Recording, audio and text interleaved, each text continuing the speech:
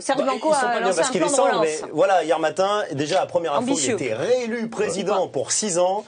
Et on va voir un petit peu les premières mesures, en tout cas le plan d'action, objectif remontée immédiate pour le Biarritz Olympique. Non, c'est le conseil d'administration. Mais on va voir avec ces quelques tableaux, quelques infos, ce qui devrait se passer la saison prochaine avec le Biarritz Olympique sur Eurosport. Déjà, baisse de 30% de budget. C'est pas si grave parce que ça donnerait actuellement le deuxième budget de Pro D2, derrière le Loup, mais devant Agen, par exemple. Voilà pour la première info financière. Un budget en Pro D2 de 11,7 millions. C'est excellent. Il y a en grande partie aussi une baisse acceptée de la part des joueurs de 40% environ de leur salaire. Alors, c'est pas fini pour les infos. On va voir maintenant les informations supplémentaires sur ce plan du BO. Ou pas. Manager, Scott Robertson, néo-zélandais, ou Nick Lee, par exemple, australien, qui est actuellement manager au Brumbies. Et puis au niveau des entraîneurs, Benoît Lecouls, c'est à qui s'occupera de la mêlée, mais avec qui? Benoît Auguste, Frano Botica, Martin Gaëtan. Il y a beaucoup de points d'interrogation. Scott Robertson, c'est au choix. C'est un manager que vous connaissez, Olivier, c'est votre année. Scott Robertson, oui, c'est un garçon contre qui j'ai joué, qui est passé par Perpignan. Il va se rappeler au bon souvenir des Catalans. Effectivement, s'il arrive à venir entraîner Biarritz, c'est un ancien All Black, une vingtaine de sélections pour les Blacks. Ceux qui arrivent, il y a notamment un pilier droit de La Rochelle, Stéphane Clément. Regardez les autres noms avec le Biterrois Elvis Lévy, Yoann Le Bourris, un autre garçon de La Rochelle. Pour le reste, le Bayonnais Loustalo, Nick Deluca, un joueur qui évolue à Édimbourg. Voilà pour les arrivées. Et pour ceux qui restent, incertitude en ce qui concerne Emmanuel Arinordoki, Dimitri Yachvili, qui est très demandé. Pour le reste, Takouza Nguenia va rester, lui, la saison prochaine. Ça, c'est une très bonne nouvelle. Il fait partie de ceux qui ont accepté de baisser leur salaire. Et puis pour le reste, on ne sait pas trop. Parce que Teddy Thomas, Tanguy Molcar et les autres.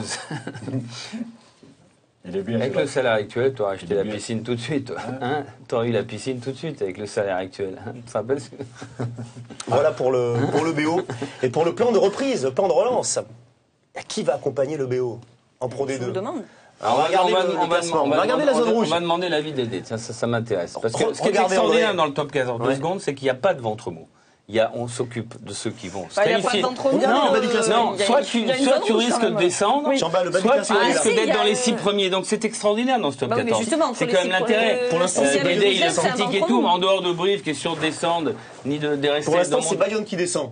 Oui, c'est Bayonne qui descend. Voilà. Mais bon, avec Perpignan qui a seulement 2 points d'avance, Oyonnax qui a battu Bordeaux qui a 48 points, et Grenoble qui paraît sauvé. André, qui va descendre? Ce serait terrible que Bayonne et Biarritz se descendent tous les deux. Moi, honnêtement, j'aimerais que. Biarritz, c'est officiel, quoi. Mais il faudrait que Bayonne reste. Dans la région, il n'y aura plus une équipe de top 14. Perpignan, je ne leur en veux pas, mais bon, je ne vais pas aller tous les week-ends voir jouer les clubs, les équipes à Perpignan. Mais à Bayonne, si j'ai envie un jour d'aller voir Bayonne Racing ou Bayonne Toulouse, j'irai à Bayonne. Mais il n'y en aura plus d'équipe. On sera tout le groupe éto du top de la D2 là. Après, André, est-ce que c'est pas un mal pour un bien pour ces équipes peut-être de basculer sur une éventuelle fusion chère à Baptiste. La fusion, vous en pensez quoi? Cher La Baptiste, fusion. c'est qu'on en a parlé il y a 3 mois et ça se précise un peu, quoi. Ils sont en train d'aller. Le Bayonne les deux Olympique, au vous en trou, pensez je- quoi? Moi, je suis d'accord. C'est logique. André est plutôt pour Moi, la je fusion. pas une seconde. Le problème est que tout le monde est d'accord. Mais je suis d'accord. Sauf ceux qui tiennent le manche. Mais Pourquoi? Parce que c'est leur ego. C'est leur ego. Qui c'est qui va être président? Le président de Biarritz ou de Mais je te Bayonne? dirais la même chose pour Marsan et Dax. Hein. Moi, je suis d'accord. Mais moi, je suis d'accord Ah, vous êtes d'accord pour un pour une entente Mont-de-Marsan-Dax? Mont-de-Marsan-Dax. Oui, je suis Bien d'accord. sûr, jusqu'au junior, les deux équipes. Ouais. Bien sûr. Pas une fusion, une entente. Une attention, entente, c'est pas une entente. fusion. Une entente. On jouerait où? Donc on reste séparés. Ah, d'accord, sur Mont-de-Marsan. On jouerait à la Tartasse, au milieu, à 25 km des deux villes. Non, mais je pense qu'on pourrait faire quelque chose de Il faut bien. des bassins. Le comité de rugby. Côte Basque, à une époque, était plus fort que l'équipe de France. Notre comité était plus fort que l'équipe de France. Alors, on faisait des matchs les provinces les unes contre les autres. On aurait battu. On battait l'île de France et là, on venait pour se promener à Paris. Là, c'était une promenade.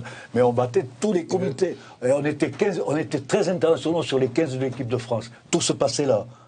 Et ça, c'était formidable. Les matchs de province, nous, on les jouait avec une intensité énorme, autant qu'un match international. On défendait notre région. Je veux dire, quand je vois Mont-de-Marsan et Dax, c'est pareil. Mais C'est pourquoi pareil. Mont-de-Marsan, Dax, Derby, vous retrouvez tous ces anciens. Vous évoquez le passé, vous parlez des passes croisées, vous parlez des anciens essais il y a 40 ans, vous fumez le cigare. Vous buvez, vous mangez du conflit. Ça rappelle la critique Et au match retour, à Dax, c'est pareil. Et quoi? Qu'est-ce qui se passe? Mont-de-Marsan en 10e, Dax, non, c'est pareil. Regardez un peu ensemble. Arrêtez. Non, mais tu dis. Non, mais ça me gonfle. Tu sais quoi, je n'ai pas envie de dépenser ma salive à cause de ça, toi. Tellement c'est évident. Alors, Bayern-Biarritz, n'en parlons pas, parce que je me suis fait assez... Il faudra revenir, on a quelqu'un qui l'énerve un peu. J'aime bien ça, il faudra revenir en vrai. Tu veux pas faudra revenir. Pourquoi tu veux pas? Je veux un club de tu veux Bayern-Biarritz. Mais un jour... Un día será demasiado tarde. It will be later. Tu verras. Un día será demasiado tarde. Un jour, ça sera trop tard. C'est peut-être bientôt. Mais j'espère que Bayern va s'en sortir. Mais je suis inquiet, parce qu'au Oyonnax, quand même, il faut y aller. Comme disait Jean Prat, vous irez à Oyonnax. Tu sais parler comme ça avec sa petite voix. L'heure tourne malheureusement. Un dernier mot, parce qu'après, si je suis obligé de vous couper, ça va pas le faire. Un dernier mot. Monsieur Rugby, Géraldine. C'est ce que je dis. Il reviendra. 2 minutes, hein, pas plus. Il a passé le cut, comme on dit. Durant toutes mes années, puisque tu sais très bien le temps que j'ai passé. Ah non, c'est la petite qui savait. Le temps que j'ai passé en équipe de France avait des moments de répit quand même. Mais Jean Prat me disait, ne t'inquiète pas, tout est une question de goût.